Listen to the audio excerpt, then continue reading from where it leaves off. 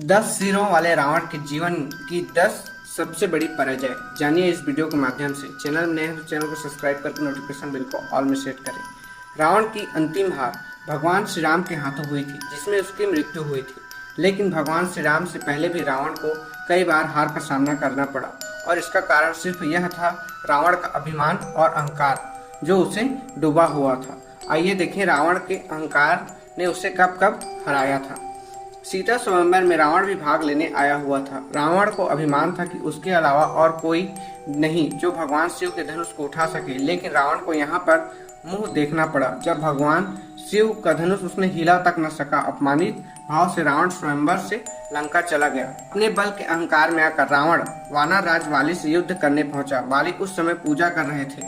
रावण ने जब पूजा में बाधा डालना शुरू किया तो बाली ने रावण को अपनी काख में जकड़ कर चारों समुद्र की परिक्रमा करके सूर्य देवता को अर्घ दिया। पूजा पूरी होने के बाद बाली ने रावण को छोड़ दिया और पूछा, तुम क्या चाहते हो?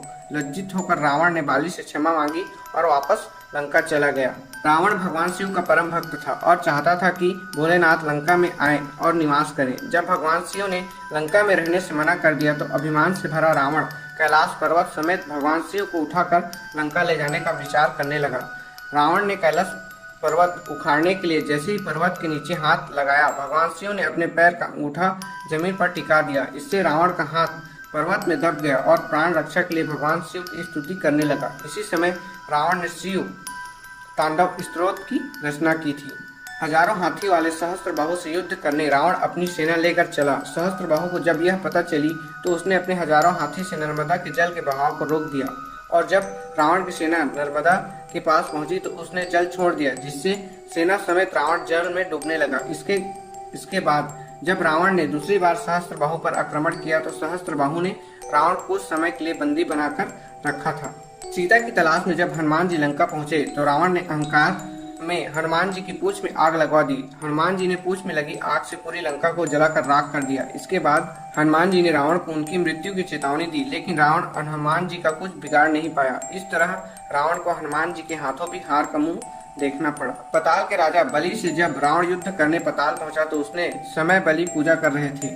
रावण ने जब बलि को युद्ध के लिए ललकारा तो महल में खेल रहे बच्चों ने खेल खेल में ही रावण को अस्तबल में बांध दिया था। भगवान राम का दूत बनकर बलि का पुत्र अंगद रावण के दरबार में पहुंचा तो रावण को चेतावनी दी कि वह माता सीता को वापस कर श्री राम को लौटा दे, लेकिन रावण ने अंगद की बात नहीं मानी और अंगद को बंदी बनाने का आदेश दिया। अंगद ने तब भारी सभा में रावण को चुनौती दी और कहा कि आपकी सभा में कोई वीर मेरे पांवों को जमीन से उखाड़ दे तो मैं अपनी पराजय स्वीकार कर लूंगा, लेकिन कोई भी इस चुनौती को पूरा नहीं कर पाया। अंत में रावण को धमकी देकर अंगद भगवान श्री राम के पास लौट गया।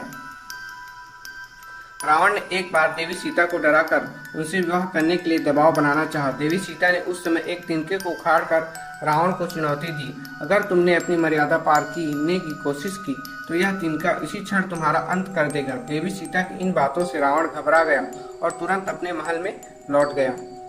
रावण ने लंका को अभेद्य बना रखा था। उसमें यह भ्रम था कि कोई भी व्यक्ति सागर पार करके लंका नहीं आ सकता, लेकिन भगवान राम ने महज 5 दिन में सागर पार सेतु बनाकर वानर सेना सहित लंका में आ डटे और रावण का वध करके हमेशा के लिए रावण का अहंकार दूर कर दिया। Thanks for watching. Subscribe for more video.